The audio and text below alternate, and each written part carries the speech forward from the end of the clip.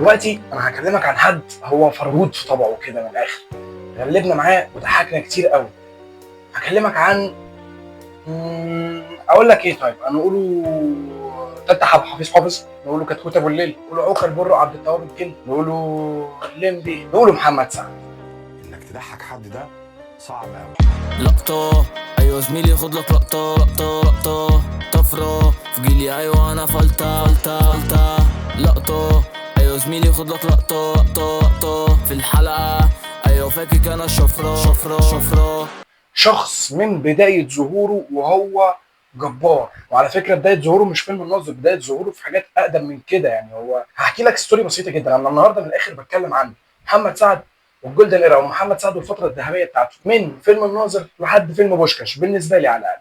أو لو هنتكلم من نجاحات، من فيلم الناظر لحد كركر، تمام؟ بس هرجع لك قبل فيلم الناظر بشوية وهروح لك لحد فيلم الطريق إلى إيلات. الطريق إلى إيلات محمد سعد كان عامل دور عسكري ضفدع بشري. الفيلم كله مطالب من الممثلين اللي فيه ان هم يكونوا بيعرفوا يعوموا. محمد سعد ما صدق لقى الفرصه دي ومسك فيها جدا، وقال للناس اللي بتحضر الفيلم ان هو بيعرف يعوم. وقبل تصوير الفيلم باسبوع صدمهم بالحقيقه اللي فعلا ممكن تبوظ الفيلم كله. محمد سعد ما بيعرفش يعوم. طب ليه؟ عشان فرصه مش هتضيع، عشان محمد سعد مش هيستسلم. في ظرف 5 ايام 6 ايام تعلم العوم وبقى زيهم. على فكره ده ممثل، مش هم مش رايحين مهمه انتحاريه، فعلا ده دور في الفيلم. بس عشان الدور ممكن يعمل كده، عشان الفرصه ممكن يعمل كده. دي دماغ محمد سعد، دي دماغه وده تصميمه على شغله. هنروح بعد كده للناظر. احمد عبد الله، شريف عرفه، واللي حضر الليمبي هو اللي يعرف اسمه. شخصيه الليمبي شخصيه مكتوبه بذكاء شديد جدا، بس اللي زودها ابداع هو محمد سعد نفسه بالكاركتر اللي صنعه للميم. الكاركتر ده كاركتر جبار، كانت هو فعلا بدايه النجاح لمحمد سعد، وهو يستحق ده من المجهود اللي عمله. وخليني اقول لك ان شريف عرفه قال قبل كده ان الفيلم ما كانش فيه كم الظهور ده لمحمد سعد او كم الظهور ده للميم، بس محمد سعد وضع نفسه بالكاركتر دوت، لان بقى في مناطق شريف عرفه بيشوف ان انا عايز الليمبي هنا. مش هطول كلام معاك عن الناظر، مش هطول كلام معاك عن الليمبي في الناظر، لان انا هرجع واعمل لك حلقه ثانيه عن الناظر قريب جدا جدا جدا، وعن تفاصيل فيلم الناظر وعن شويه حاجات في فيلم الناظر انت ما تعرفهاش.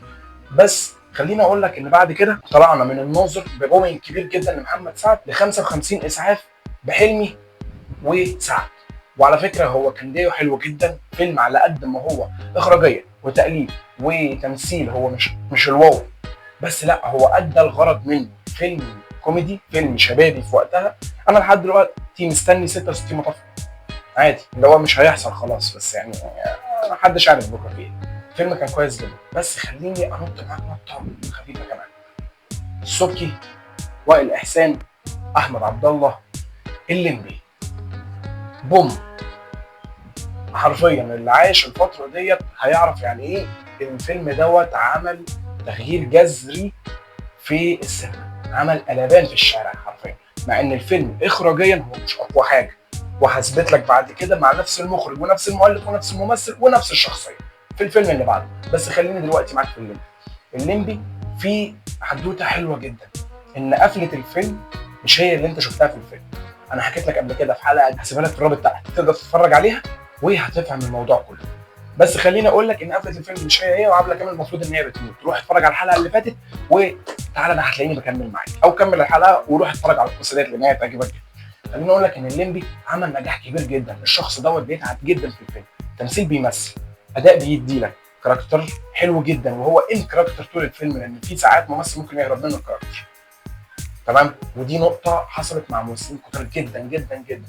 بس خليني اقول لك برضو ان مش على قد تمثيل بس، ده غنى هيغني، رقص هيرقص، استعراض هيستعرض لك، ولوحده. محمد سعد حرفيا في الفتره ديت هو وان مان شو. وانا من الاخر انا الفيلم، انا هعمل كل حاجه يا راجل. طيب ده في الاستعراض بتاع البسكليت اللي كان في الفيلم لما سافر شرم، ركز مع الاستعراض نفسه، حركه بتاعت دماغه في جزء معين من التراك او من المزيكا بشكل، والحركه الثانيه بجزء معين في نفس التراك بنفس المزيكا بس بشكل تاني من المزيكا بقت بشكل تاني. لو من الاخر قشطه، انت ما عندكش رقصين، ما عندكش استعراض، انا اخلص يا باشا الشغل ديت.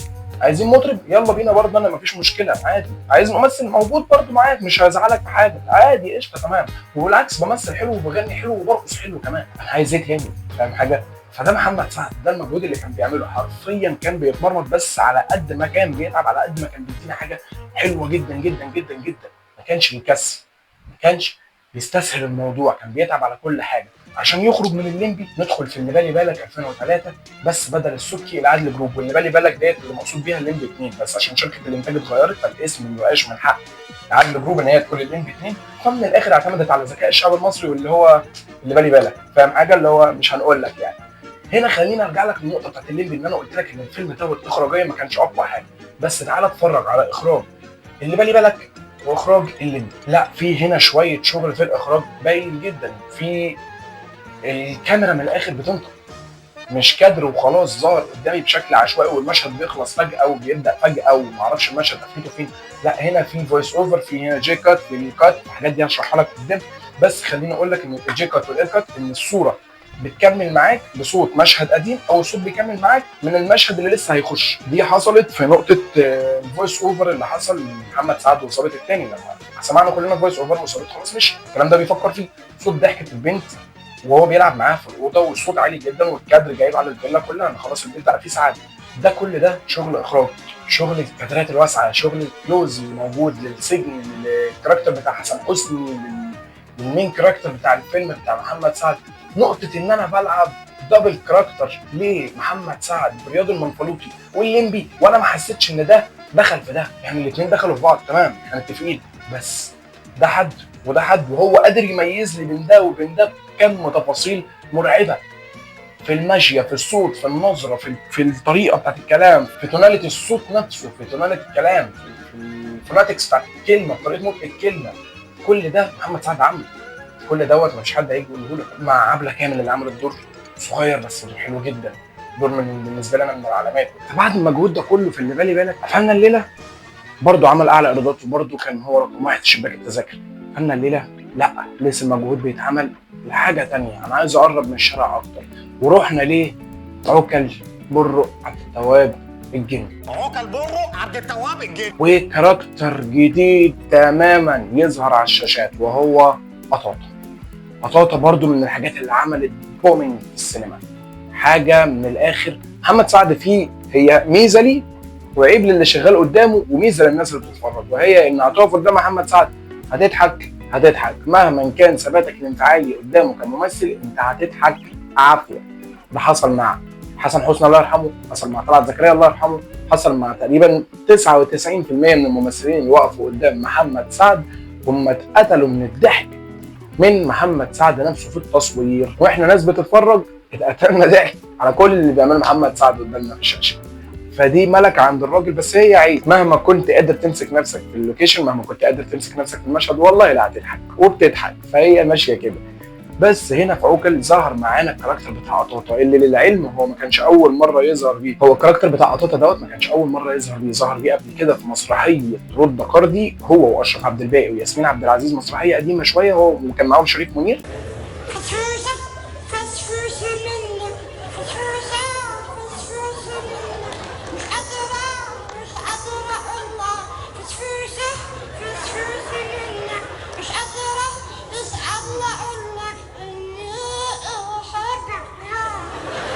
بس قطاطا ديت كانت عيل صغير خالص. الصوت ده ابتدى يتحشرج، ابتدى يتغير واحده واحده واحده واحده واحده لحد ما بقت قطاطا، مع المكياج مع الكاركتر نفسه ضحك.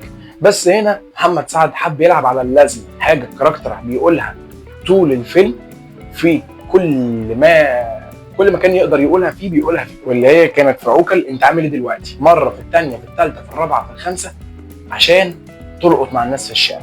بس ده ما حصلش المره دي، والفيلم نجح، الفيلم جاب ايرادات كويسه جدا، فيلم كفيلم نفسه صريخ ضحك. فيلم عوكل كان 2004 بجد، انا ده من الافلام اللي كنت بشفق فيها على نور، اللي هو من الاخر يا جماعه اللي هيقف قدام محمد سعد لازم يعرف يعمل كل حاجه، انت لو مش فنان شامل تروح تشمل وتجيلي، غنى هتغني، رقصه هترقص، طرادة هتعمل، تمثيل هتمثل، من الاخر. فدي نهايه الموضوع. كل اللي بيقف معاه قدامه بيتمرمط وبيتقطع وبيضحك وبيتعلم عليه تمثيليه من الاخر، سواء نور او غيرها. بس يعني بجد مجهود حلو جدا، وبرده مع ذلك نجاحات، وبرده مكسر الدنيا، وبرده نجم شباك، وبرده من اوائل الناس في الشباك في السنه ديت كان عوكل برده، كان 2004. ننط من عوكل يروحوا رايحين على بوحه. وهنا محمد سعد بينجح في نفس النقطه اللي قلت لك عليها في فيلم عوكل، وهي اللازمه. وانت عامل ايه دلوقتي؟ ما جاتش مع الناس، بس صبح صبح لسه لحد دلوقتي معلقه مع الناس، ولسه لحد دلوقتي بتتقال، ولسه لحد دلوقتي عايشه وهتفضل مكمله. هي دي نقطه ان انا افكر في حاجه عايز اعملها، ما جاتش معايا في اول مره، مش مشكله، هتيجي تاني، انا هكمل. صبح صبح لحد دلوقتي الناس بمجرد ما ممكن تشوف محمد سعد او تلمح محمد سعد بقت خلاص ادينا واحده صبح صبح، فاهم حاجه؟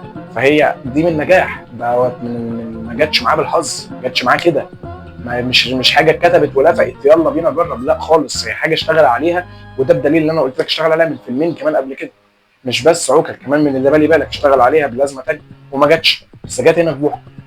دخول فيلم بوحه، الانترنس بتاع الفيلم نفسه يهلك ضحك، شخصيات ولاد ابو اسماعيل يهلك ضحك، دخول سليمان عيد الله يرحمه والمجاميع اللي كانت معاه او الممثلين اللي كانوا معاه، انا بجد انا بدايه الفيلم لوحدها عندي في حته، وباقي الفيلم كله في حته. الفيلم كقصه، القصه خفيفه جدا بس مورالها حلو، فيلم كوميدي، فيلم خفيف، انت داخل عشان تضحك، بس في موضوع، في قصه، في تمثيل، في اداء هنا، فاهمني؟ فهي النقطه هنا دي كانت حلاوتها في الافلام دي. وبرده مع النجاح، برده مع الرقص، برده مع الاستعراض، برده مع المجهود الجبار ده. واحد في مشهد من الافلام مرسوم على وشه مكياج جزمه، ده نجم شباك، ده انا نجم اول، الفيلم معمول باسم صباح الفل، مش اي نجم يقبلها. ومع ذلك برضه فيلم بينجح، بيكسر الدنيا، بيعمل قلبان. ونخش على سنه هي سنه الممثلين الكتير من الشخص الواحد، يعني 2006. 2006 كان عندنا كده رضا من حلمي، تمام، ممثل، 3 ممثلين، شخص بيعمل 3 ممثلين. كان عندنا عندليب الدقي، محمد هنيدي كان بيعمل فايز الخبيري وفوزي دوت ودوت. وعايز اقول لك هم ما يعرفوش دوت، لا هم عارفين. الافلام على فكره اخبارها بتطلع من بعضيها وهي شغاله، اللوكيشنات كلها بتطلع اخبار ان الممثل دوت عامل 2 ممثلين، دوت عامل 3، مش عارف دوت عامل كام. محمد سعد راح داخل بالبروباجندا الكبيره وعامل لي 4 ممثلين في فيلم واحد، 4 كاركترات. لو انت راجل قول لي ان ده شبه ده في حاجه، فاهم حاجه؟ انت فاهم كم من جبروت للممثل دوت في الفتره ديت؟ معانا الحناوي، معانا محمد سعد كركر نفسه، معانا رضا اللي هي وهي بنت، ورضا وهو راجل، ورضا نفسه بس هقف عنده نقطه ان هي بنت حاجه وهو راجل حاجه. انا لو من اول الفيلم دخل لي الكاركتر بتاع رضا وهي بنت، قسما بالله ما كنت هعرف ان هو الراجل اللي في اول الفيلم. يعني لو المخرج والمؤلف اختاروا ان هم ما يقولوليش ان ده رضا اللي هو بتاع العجل بتاع الكاوتش، والله العظيم ما هعرف، لان دي شطاره من محمد سعد ان هو مدي كل ده كم تفاصيل ومدي ده كم تفاصيل. دي مذاكره دور، دي اعداد لشخصيه، ده من الاخر ده شغل ممثل مع اشراف المخرج، طبعا المخرج كويس جدا، بس يعني ده شغل ممثل ان انا يبرز لي كم التفاصيل في كل كاركتر يخليني اقول ان ده ملوش علاقه بده. هات لي واحد شبه التاني في حاجه، تفصيله واحده بس وليك اللي انت عايزه، مفيش. فده بجد شغل، ده بجد تعب، ده مجهود. وبرده في نفس الوقت نفس العوامل اللي بنقولها قبل كده، ده راجل ربنا مديله ملكه صوت كويس جدا، في اداء كويس جدا، وبرده بيحب يفرهد نفسه، بيحب يستعرض، وبيحب يرقص، وبيحب يغني مع بعضيه. وهرجع تاني واقول لك نفس الكلمه، هو وان مان شو. فكل دوت كان بيحصل في 2007. عايز نزول فيلم، انت نازل بفيلم كركر، انت بتنافس مع السوق مع احمد حلمي في 2007 في كده رضا، وعندليب الدقي محمد هنيدي مع افلام تانية كتير جدا برضه، خلي بالك يعني مش دول بس الفكره كلها ان انت ادي فيلم كوميدي وادي فيلم كوميدي وادي فيلم كوميدي، والسوق جبار حرفيا في السنه ديت، وكلهم كانوا بيعملوا ممثلين. سنه 2007 ديت كانت الممثل بيخش يعمل لي 3 شخصيات 4 شخصيات، ومحمد سعد يكسب بالتساح من الاخر. بس لو رجعنا واحده كمان ل 2006، هو عملها زي ما عملها في اللي بالي بالك في كتكوت.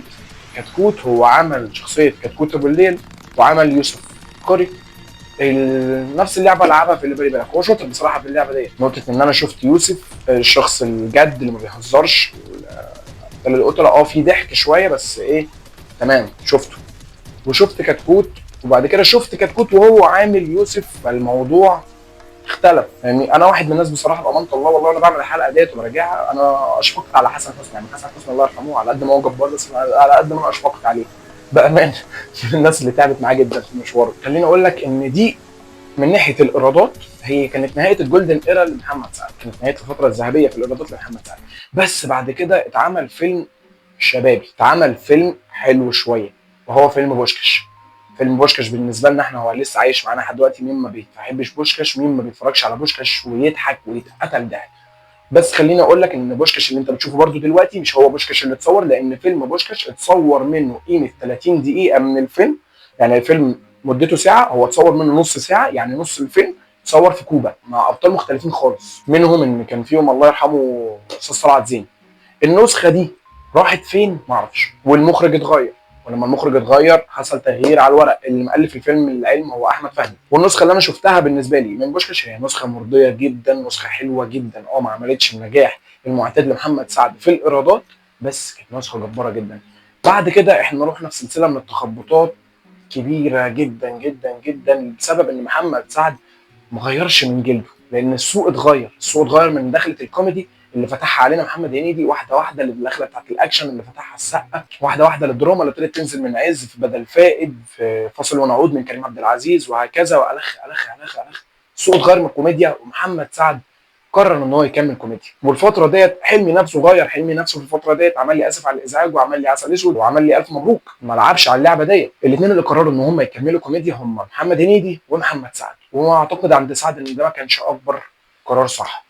بس هاجي معاك لنقطه قدام شويه، وهنسيب شويه اعمال هي مش احسن حاجه، وفي ناحيه الارقام هي ما حققتش نجاحات. محمد سعد كان نجم شباك. بس هاجي معاك لنقطه قدام، وهي بشر باشا في الكنز، عباس ابو الحسن، محمد رمضان، هند صبري، لا ممثلين كتير قوي. بس خليني اركز مع محمد سعد، وخليني اركز واقول لك ان الفيلم ده اخرج شريف عرفة، واللي حضر الليمبي هو اللي بيعرف يصرف. احنا شفنا دور لمحمد سعد يخليني يعني اغلط في الراجل ده، ان هو سايب لي الكم ده من الدراما والكم ده من التقل التمثيلي والعبقريه في التمثيل، وراح تقدم لي ادوار كوميديه. يا شيخ حرام عليك، والله العظيم حرام عليك. انت ده عندك وبتعمل لي كوميدي؟ السوق بيحكم، المنتج بيحكم، المنتج اللي عايزك في دوت، ومش هيغير وجهه نظره، لانه من الاخر شايفك سبب عشان يجيب بيك فلوس، ومش بيبص على موهبتك. وفي منتجين كتير قوي دوت موجود عندهم. انت وصلت الليفل ان انت نجم شباك، تقدر تختار الفيلم، تقدر تختار الورق اللي انت عايزه. انت عندك دوت، انت ليه مصمم على الكاركترات؟ ليه مصمم تديني فيلم بكاركتر؟ ليه لازم تعمل كاركتر؟ ليه؟ مش لازم. مش لازم انت اللي في الفيلم تبقى بتضحك يا اخي. انا واحد من الناس عايز اشوف فيلم بحاجه شبه الكاركتر بتاع بشر باشا ده لوحده منفصل. انا نفسي اشوف حاجه كده لمحمد سعد. شفنا من قريب فيلم الدشاش لله يرحمه سامح عبد العزيز، فيلم هو اخراجيا مش احسن حاجه، بس فيلم كويس، فيلم مقبول. يكفي عندي بالنسبه لي نقطه ان الحبكه بتاعته مش قويه، بس بالنسبه لي انا الفيلم ما فيهوش كاركترات. محمد سعد طلع بكاركتر، مش كاركتر كوميدي من الاخر، مش هزلي واحد شبهنا كده تمام. الضحك اللي في الفيلم قايم اكتر ما يكون على محمد سعد، هو قايم على زينه. يعني زينه بتضحك في الفيلم اكتر ما محمد سعد بيضحك، ودي حاجه في حد ذاتها حلوه جدا. في مشاهد تمثيليه كويسه جدا، بس الفيلم ده انا بقول هو مش قد كده اخراجيا، لان انا شايف لوزن كتير جدا جدا جدا جدا جدا على محمد سعد زياده عن اللزوم. مش هكتر في الكلام عن النقطه ديت، يعني الله يرحم سامح عبد العزيز. الفيلم برضو رجعي انا شايفه ان هو يا رب يكون بدايه تغير لمحمد سعد، واشوف رجوع تاني على الساحه، لان انا فرحت برجوع محمد سعد. مش عايز اكون طولت عليك، هستنى رايك في الكومنتات تحت في الحلقه ديت. ما تنساش لايك، كومنت، شير، سبسكرايب. اتفرج على الحلقات اللي فاتت، اتفرج على الحلقات اللي جايه، و خد لك لقطه.